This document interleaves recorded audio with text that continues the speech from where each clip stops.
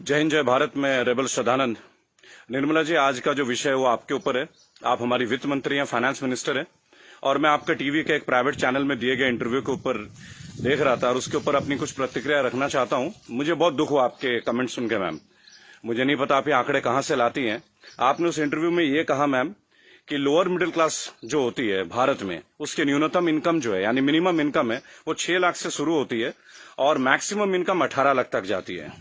Ma'am, मुझे बहुत दुख हो रहा है कि पता नहीं आपने इकोनॉमिक्स की पढ़ाई कैसे करी होगी।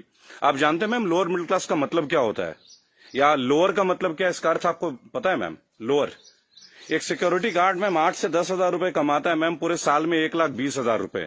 उसे आप कौन से क्लास में रखना चाहेंगे मैम? एक नया क्लास क्रिएट कर देंगे क्या?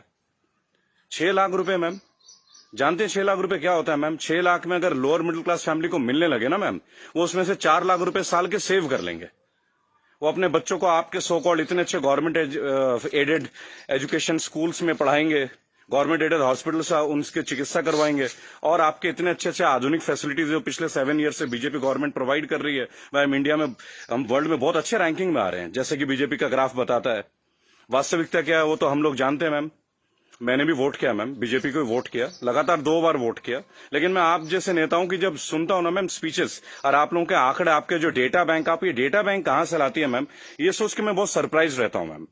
आपने बोला 6 लाख न्यूनतम है, 18 लाख मैक्सिमम है मैम। 18 लाख समझते हैं आप मैम? 18 लाख क्या होता है मैम?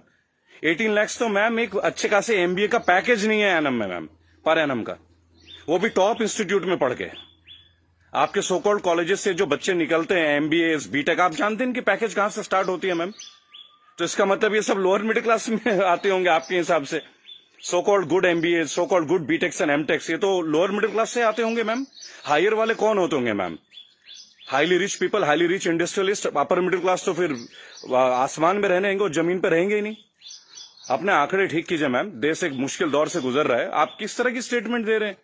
आपने उस दिन बोला मैं मुद्रा लोन में हमने इतने इतने लोगों को दिया, हमने उद्योग वालों को दिया, हमने बुनकरों को दिया। मैम, आपने किसको क्या दिया? पेपरों में दिया है क्या मैम? आपको मैं चैलेंज करता हूं Nirmala Sitharaman ji, I am officially challenging you ma'am. 100 youth लेके मैं आपके पास आने को तैयार हूं, जो ग्रेजुएट्स हैं, पोस्ट ग्रेजुएट्स। आप मुझे ये बताएं कौन से ब्रांच से आप उनको ये लोन देंगे मैम। मैं आपके पास ले आता हूं मैम, और मैं नतमस्तक हो जाऊंगा, क्योंकि जब आप 100 को देंगे, अगला 1 लाख यूथ मेरे साथ तैयार होगा मैम। केवल टीवी में आके ऐसे इंटरव्यूज मत दीजिए मैम। आप लोग अपने घरों में बैठ के थाली पीट रही हैं और आके अपने ये वक्तव्य सुना रहे हैं। अरे आप लोगों को अंदर आइए मैम, लोगों के बीच आइए। आपको तो अभी तक लोअर मिडिल क्लास फैमिली का डेफिनेशन नहीं मालूम है। और मैम, एक सवाल है मेरा आपसे और मोदी गवर्नेंस से। आप मुझे ये बताएं मैम कि राजनीति एक सेवा है या नौकरी है? मेरे स्पीचेस बेसिकली मैम कभी होते नहीं है, मैं लिख के कभी नहीं लाता मैम। जो मेरी खुद की फीलिंग्स है, मैंने अपने नाम में रेबल शब्द इसलिए, क्योंकि जो गलत है मैं तो बोलूंगा ma'am. I have the right to express my views. आप मुझे ये बताएं मैम, पॉलिटिक्स, राजनीति, इज इट ये सेवा है मैम या नौकरी है?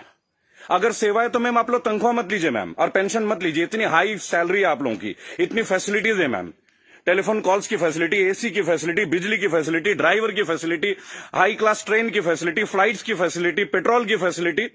मत लीजिए मैम। आप आइए, लोअर मिडिल क्लास फैमिली की तरह लाइफ को स्पेंड कीजिए, अगर आप सेवा करना चाहती है मैम। और अगर ये नौकरी है मैम, पॉलिटिक्स, अगर राजनीति आप लोगों के लिए नौकरी है मैम, तो इसका कोई एजुकेशनल मापदंड होगा ना मैम, कोई एजुकेशन क्राइटेरिया तो होगा। मोदी जी, मैं आपसे क्वेश्चन पूछना चाहता हूं कि ऐसा कौन सा डिग्री ले लिया मैं निर्मला सीतारमण जी ने, जो आप एक पहले इनको आप डिफेंस मिनिस्टर बनाते हैं, चंद महीनों के बाद आप इन्हें मिनिस्ट्री ऑफ फाइनेंस दे देते हैं। अरे डिफेंस तो हमारी शक्ति परीक्षण की बात है। It is about our valour, it is about our strength, it is how much mentally fit we are, how much physically tough we are. How can you give a position, both the position to same person? Are they eligible for the same post ma'am? Sir, क्या ये दोनों same post के लिए eligible होते हैं क्या? मुझे लगा था कि आपने कहा था अच्छे दिन आएंगे तो ठीक है, आप क्राइटेरिया को बदलेंगे। सर, आपने तो क्राइटेरिया नहीं बदला। आपने तो दूसरे दलों के नेताओं को अपने पार्टी में लेके आ गए, उनको भगवा रंग दे दिया, उनको नेताएं बना दी। मैं दिल्ली में जनवरी मंथ में इंटरव्यू देख रहा था अनुराग ठाकुर का, फरवरी में, देश के गद्दारों को गोली मारो। बड़ी अजीब बात है, हाईली एजुकेटेड है, क्रिकेटर हैं वो, शायद बीसीसीआई के हैं, और तो और अमित शाह के पुत्र जो वो सेक्रेटरी बन जाते हैं। लोगों के ऊपर आप लोगों को बड़ा अच्छा लगता है। आपकी आईटी टीम के ज्यादातर लोग राहुल गांधी को पप्पू पप्पू पप्पू करके बुलाते हैं। देखिए, मैंने एक बात सीखा है, अगर आपको हंसना है ना तो सबके साथ हंसे। If you want to laugh, laugh with others. Don't try to laugh at others. It doesn't show your good politics, it shows the political vendetta. अभी प्रियंका गांधी जी ने बसों का इंतजाम किया तो बहुत सारा हवा मच गया कि भाई ये गाड़ियां टेम्पो हैं, वो हैं, फलाना है, ढेका है। अरे सर, आप 2000 बसें लगा दीजिए ना। चलो उन्होंने ऑटो दे दिए, टेम्पो दे दिए, पर उनको कुछ फीलिंग तो रहा, वो दे तो रहे हैं। आप लगा दीजिए 2000 के बदले 4000 बसें। किसने रोक रखा है आपको? उन्होंने तो ये तक कह दिया कि भाई हमारे बसों में आप बीजेपी का झंडा भी लगवा लें। गलत कर दिया क्या सर? उसमें भी आप लोग शोर मचाना लग जा रहे हैं। ऐसा लगता है जैसे you are always ready to fight instead of getting it worked. अच्छा देखिए, मैंने नितिन गडकरी का भाषण सुना टीवी में, ये लास्ट वीक की बात है सर। उन्होंने कहा स्वदेशी अपनाओ। चलिए सर, अपना लेते हैं, पर मुझे ये बताएं, मेक इन इंडिया और मेड बाय इंडिया, इन दोनों का डिफरेंस आपके मिनिस्ट्री का कोई एक मिनिस्टर मुझे दे सकता है क्या? मेक इन इंडिया है क्या सर? आप जमीन देते हैं सैमसंग को, जमीन देते हैं ओप्पो को, वीवो को, चाइनीज कंपनी को, साउथ कोरियन कंपनीज को, वो आके अपना प्लांट लगाते हैं, इंडियंस को हायर करते हैं, और उसके बाद प्रॉफिट जो है वो उनके अकाउंट में जाता है, सैलरीज आता है इंडियंस के अकाउंट में। तो मुझे ये बता दें कौन सा मेक इन इंडिया सर? आप मेड इन इंडिया कीजिए ना, आप अपने इंडस्ट्रीज लगाइए, आपको पैसा रेवेन्यू अपने पास रोकिए। अगर इतना दम होता ना सर हमारे मैकेनिज्म में, आपको चैलेंज कर रहा हूं, आप मैकडोनल्ड्स की तरह का आउटलेट बना लेते सर। 25 रुपए का बर्गर बेचने वाला भी लाखों करोड़ों रुपए डॉलर्स में कन्वर्ट करके इंडिया से लेके जा रहा है। आप छोड़िए मोबाइल फोन तो बहुत बड़ी बात है, 20-20, 50-50 हजार की बात है। आप बर्गर बनवा दीजिए सर, आप ब्रेड्स बनवा दीजिए, रेवेन्यू यहां जनरेट करवा दीजिए सर, मेड इन इंडिया कर दीजिए। What is make in India sir? आप कहते हो स्वदेशी अपना, फॉरेन की कंपनी को आप जमीन अलॉट कर रहे हो, राइट? और आप कहते हो चाइना का बहिष्कार कर दो। आप मुझे बता दें बीजेपी के कौन से नेता के पास इंडिया वालों का फोन है सर? और बीजेपी छोड़िए, किसी भी पार्टी, मैं यहां किसी और पार्टी का माउथ पीस नहीं हूं सर, क्योंकि मुझे देखा गया है, मैं देखता हूं ये चीज। अगर मैं आपके पॉलिटिकल किसी फेलियर के बारे में बात करूं तो लोग तुरंत बोलेंगे भाई ये तो कांग्रेस का आदमी है। It's very cheap sir, it sounds very cheap. ठीक है सर, आपसे पहले हमने कांग्रेस को भी वोट दिया, क्या गलत किया सर? गलत क्या किया भाई? जो मेजोरिटी में आएगा उसको तो वोट देंगे ना। मुझे ऐसा लगता है कि आप ऑपोजिशन को भी नहीं टिकने देते हैं भाई। एक सोशल सिस्टम है, गवर्नेंस का एक सिस्टम है सर। आप अच्छा गवर्नेंस करेंगे पर एक मजबूत ऑपोजिशन, आप तो ऑपोजिशन को ही परचेज कर ले रहे हैं आप लोग। ज्योतिरादित्य सिंधिया को आपने परचेज कर लिया सर, बुरा लगेगा सर सुनने में। ऐसी क्या घुट्टी दे दी सर?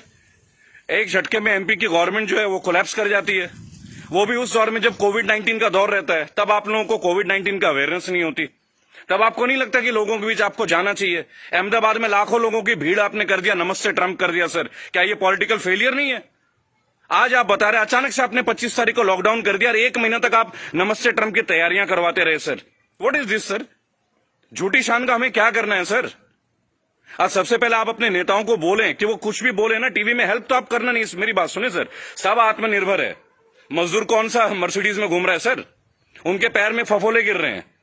मैंने देखा निर्मला जी ने एक स्टेटमेंट दी, एक लेडीज बेचारी सूटकेस में, उसका बच्चा सूटकेस में बैठा हुआ घसीट के ले जा रही है, तो वो जवाब देती है कि राहुल गांधी को वहां नहीं बैठना चाहिए, राहुल गांधी को वहां जाना चाहिए। अरे राहुल गांधी को जो करना चाहिए वो छोड़िए, आपको क्या करना चाहिए?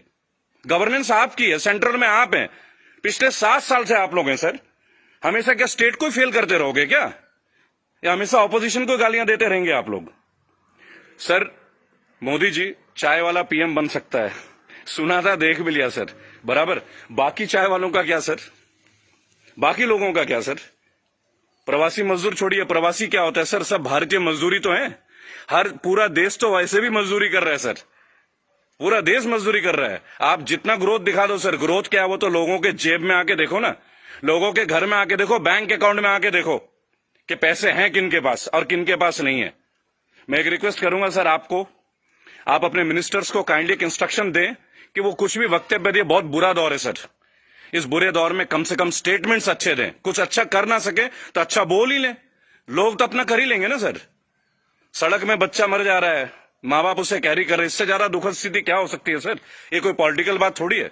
लेकिन मेरा एक सवाल हमेशा आपके साथ रहेगा सर, कि आप एक बात का जवाब जरूर दें, और जो भी लोग इस वीडियो को देख रहे हैं, अगर आपका संपर्क किसी भी पार्टी से है, कांग्रेस से है, समाजवादी पार्टी से है, तृणमूल कांग्रेस के लोगों से, कृपया मेरा वीडियो उन तक पहुंचाएं और उनको बोलें कि ऑपोजिशन इसलिए कमजोर है, केवल एक कारण है, क्योंकि इन पॉलिटिकल ग्रुप्स के जितने भी लोग होते हैं ना सर, जो सो कॉल्ड प्रदेश प्रवक्ता होते हैं, शायद वो बेहद कमजोर हैं। सांबित पात्रा से कैसे बहस कर रहे हैं, मुझे खड़ा कीजिए सर, मैं बताता हूं सांबित पात्रा से क्या बात करनी है, डेटा के साथ। स्मृति ईरानी के साथ बात करना है, मैं करूंगा सर। मैं उनसे पूछूंगा उनका क्या एजुकेशन क्वालिफिकेशन था जो उन्हें शिक्षा मंत्री बना दिया गया था। आप सीबीएसई को हैंडल, मेरे पास बहुत मुद्दे हैं सर, देश के करंट मुद्दे हैं। और सर चिंता मत कीजिएगा, मुझे आपसे कुछ हेल्प नहीं चाहिए सर, प्लीज। फाइनेंशियली मुझे आपसे कोई हेल्प नहीं चाहिए, आपकी पार्टी से तो कम से कम कुछ भी नहीं चाहिए। मेरे दोस्तों, अगर आप ये वीडियो देखते हैं प्लीज शेयर कीजिए। मैं चाहता हूं कि एक बार मंच पे आने का मौका मिले सर। और अर्नब गोस्वामी जी, आप जो जिनको बुलाते हैं दूसरे ग्रुप के लोगों को बोलते it is my show, it is my show, god damn it, if it is your show why are you calling other people man? Don't call them. अगर आपको लोगों को बुलाना है, बात करना है तो मिलें, बात करें, उनकी सुने। केवल चिल्लाने से आप अच्छा एंकर नहीं बन जाते sir. I am very sorry to say that is the worst type of journalism I have ever seen. I am very unhappy sir. मुझे लगता था आपके अंदर स्पिरिट है, पर आप तो लोगों को शोर मचा के चैनल ब्लॉक कर देते हैं, उसको बाहर कर देते हैं। What is this way of journalism sir? कि मेरे इस सवाल का जवाब दीजिए। मेरे इस क्या फिल्मी शूटिंग करते हैं क्या सर आप? चलिए सर, मुझे बुलाइए अर्नब जी, एक बार अपने चैनल पे बुलाइए मुझे। 5 स्टैटिस्टिक्स पे बात करूंगा, ग्राफ के साथ बात करूंगा, डेटा के साथ बात करूंगा आपके साथ। उसके बाद अगर आपकी बोलती ना बंद कर दी ना सर, तो मेरा नाम बागी श्रद्धानंद नहीं। मैं बीजेपी के अगेंस्ट नहीं सर, मैं बीजेपी गवर्नेंस के अगेंस्ट हूं। मुझे नहीं लगता भगवा पहनने से ही मैं हिंदुत्व का पहचान करा जाएगा। मेरे अंदर बहुत हिंदुत्व है। कमाल की बात देखिए, मेरी आखिरी लाइन है, गौर से सुनिएगा सर। श्रद्धानंद पति मेरा नाम है, जाति से मैं ब्राह्मण हूं, पढ़ा हूं क्रिश्चियन स्कूल से, saint Mary's English high school. और गर्व से कहता हूं सर, फादर हुआ करते हैं वहां पे, फादर गॉलबर्ट फर्टैडो, अब नहीं रहे सर, हमारे फॉर्मर प्रिंसिपल। क्या कमाल की शिक्षा दी है सर। इतने आईआईटीएन से निकलते हैं सर, कभी आप लोगों की जरूरत नहीं पड़ी सर। मुझे ताज्जुब लगता है, अंगूठा छाप के नीचे एमटेक वाला बंदा काम कर रहा है और हम उनको सुन रहे हैं। What the hell is going on sir? कहां है आपके अच्छे दिन? बुलाइए ना सर एक बार चैनल में। आपके जितने भी प्रवक्ता है ना सर, जितने भी प्रवक्ता है, अगर 10 मिनट का टाइम दे देना सर, उनकी बोलती बंद कर दूंगा। जय हिंद, जय भारत। मैं जानता हूं बहुत सारे लोग मेरे बातों से शायद नाराज हो, पर नाराज होना आपका काम है सर, मेरा नहीं। सही मुद्दे पे तो मैं बात करूंगा, जो नाजायज बात लगती है उसका तो मैं करूंगा सर। रेबल हूं तो रेबल की तरह पेश आऊंगा। जय हिंद, जय भारत। अगला मुद्दा 2 या 3 दिन के अंदर स्टैट्स के साथ आऊंगा सर। और मेरे दोस्तों, मैं दोबारा एक रिक्वेस्ट करता हूं, काइंडली अगर आप लोगों के पास कोई कॉन्टैक्ट है, मेरा वीडियो तमाम पॉलिटिकल ग्रुप्स के पास भेजें, एक मंच पे आने का मौका दें। इन्हें बताऊंगा सर, इन्हें बताऊंगा इन्होंने झारखंड के लिए क्या किया है, इन्होंने बंगाल के लिए क्या किया है, इन्होंने केरल के लिए क्या क्या, अरे उत्तर प्रदेश के लिए क्या क्या, वो भी बता दूंगा। हम भगवा में, उत्तर प्रदेश में सबसे महंगी बिजली हमारे यहां आती है। ये है ना अच्छे दिन।